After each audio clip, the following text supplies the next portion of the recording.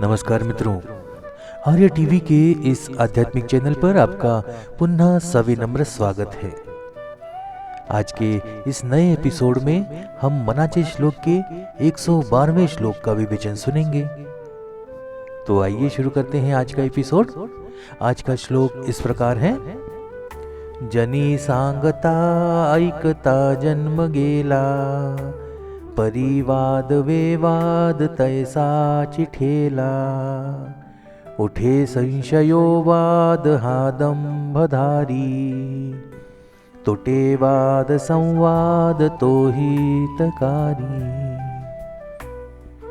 मराठी भावार्थ ऐकूया। जगात लोक जे काही सांगतात व ऐकतात त्या सर्व गोष्टींमध्ये माणसाचा जन्म व्यर्थ जातो, पण त्या गोष्टीमध्ये फक्त वाद आणि प्रतिवाद चालूच राहतो। असे वादविवाद निष्फळ असून त्यातून काहीही साध्य होत नाही। वादविवादातून संशय निर्माण होतो आणि तो वाद अहंकाराने भरलेला असतो। मात्र जो संवाद परस्परांना लाभदायक ठरतो तो सत्याच्या दिशेने नेतो, तोच खऱ्या अर्थाने हितकारी असतो। हिंदी भावार्थ सुनते हैं। दुनिया में जो लोग कुछ भी कहते और सुनते हैं, उसमें इंसान का जीवन व्यर्थ ही चला जाता है, लेकिन उन बातों में केवल वाद विवाद चलता रहता है। ऐसे वाद विवाद व्यर्थ होते हैं और उनसे कुछ भी हासिल नहीं होता। वाद विवाद से संशय उत्पन्न होता है और वह वाद अहंकार से भरा होता है। लेकिन जो संवाद परस्पर लाभकारी हो, जो सत्य की ओर ले जाए, वही वास्तव में हितकारी होता है। आइए विवेचन सुनते हैं। प्राचीन काल से लेकर आधुनिक युग तक वाल्मीकि जी, व्यास, ज्ञानेश्वर, तुकाराम, रामदास, रामकृष्ण परमहंस, रमण महर्षि जैसे महापुरुषों ने जीवन का सत्य और कल्याणकारी बातें अलग अलग तरीकों से समझाने की कोशिश की। किसी ने तर्क वितर्क और बौद्धिक विश्लेषण के माध्यम से, तो किसी ने मधुर और भावपूर्ण काव्य से यह संदेश दिया। उन्होंने कठोरता और वात्सल्य दोनों का उपयोग करते हुए मानव जाति को जागृत करने का प्रयास किया। परंतु इन संदेशों के बावजूद मनुष्य जाति में कोई स्थायी सुधार नहीं हुआ।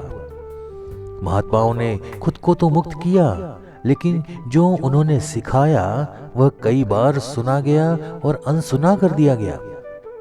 यहाँ तक कि व्यास और श्रीधर स्वामी जैसे संतों ने भी यह दुख व्यक्त किया कि उनका उपदेश व्यर्थ रहा। आज भी वक्ता और श्रोता दोनों अपनी अपनी जगह स्थिर हैं। प्रवचन, कीर्तन, व्याख्यान ये सब देने वाले लोग पूरी जिंदगी यह कार्य करते हैं, लेकिन परिणाम नगण्य रहता है। कहने वाले को गहराई का अनुभव नहीं होता और सुनने वाले को जिज्ञासा नहीं। यह सब केवल एक ढोंग बनकर रह जाता है।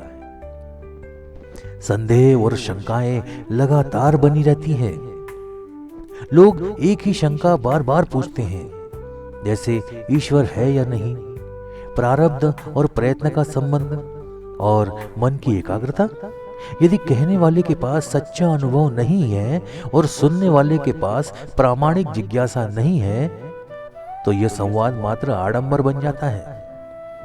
सच्चा संवाद तभी संभव है जब कृष्ण जैसा मार्गदर्शक हो, जो आत्मविश्वास से कहे कि मैं तुम्हें पापों से मुक्त कर दूंगा, और अर्जुन जैसा श्रोता हो, जो अंततः कहे अब मैं स्थिर और संशय रहित हूं, मैं आपके वचन का पालन करूंगा।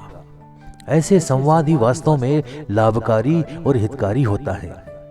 यही कारण है कि गीता को सुगीता कहने का महत्व है, क्योंकि उनका संवाद सच्चा और गहन है। वाद और संवाद में अंतर होता है। वाद केवल वाक क्रीड़ा का माध्यम है। यह प्रायः अहंकार, दंभ और संशय से उत्पन्न होता है। ऐसे वाद का मुख्य उद्देश्य सत्य की खोज नहीं होता, बल्कि वाद विवाद में विजय पाना होता है। इसके परिणाम स्वरूप व्यक्ति और अधिक संशय में पड़ता है और सत्य से दूर होता जाता है। उदाहरण के लिए देखें, धार्मिक प्रवचनों और वाद विवादों में अधिकतर यह देखने को मिलता है कि श्रोता मनोरंजन या समय व्यतीत करने के लिए आते हैं। कहने वाला भी प्रायः पुस्तक आधारित ज्ञान तक ही सीमित रहता है, उसका अनुभव उसकी साधना से नहीं जुड़ता। ऐसी स्थिति में यह प्रक्रिया मात्र एक औपचारिकता बनकर रह जाती है। संवाद सत्य की खोज के लिए होता है। यह आत्मीयता, प्रेम और समर्पण के आधार पर चलता है। संवाद का लक्ष्य शंका का निवारण और व्यक्ति को आत्म साक्षात्कार की ओर प्रेरित करना होता है, जैसे कि अर्जुन और श्री कृष्ण का संवाद। गीता में कृष्ण ने अर्जुन को धैर्य, श्रद्धा और विश्वास का मार्ग दिखाया। अंततः अर्जुन ने अपने सारे संशयों को त्याग कर आत्मसमर्पण किया और कहा, स्थितोऽसि गतसन्देह करिष्ये वचनम तवा। वाल्मीकि और व्यास से लेकर दासगणु महाराज तक सभी संतों ने मानव समाज को कल्याण का मार्ग दिखाने का प्रयास किया। उन्होंने या तो कठोर शब्दों में चेतावनी दी या प्रेमपूर्ण शब्दों से समझाने का प्रयास किया, परंतु उनकी कठिनाई यह रही कि बहुत कम लोगों ने वास्तव में इन उपदेशों को आत्मसात किया।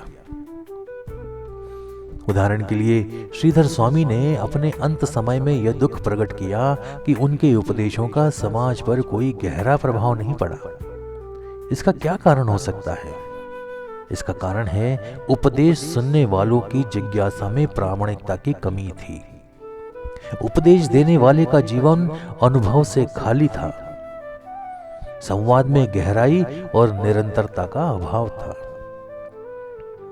साधकों की शंकाओं में एक आम प्रवृत्ति यह है कि वे बार बार उन्हीं शंकाओं को दोहराते रहते हैं, जैसे क्या वास्तव में ईश्वर है? यदि है तो अनुभव क्यों नहीं होता? अच्छे कर्म करने पर भी दुख क्यों सहना पड़ता है? प्रारब्ध और प्रयास का क्या संबंध है? पूजा में मन क्यों नहीं लगता?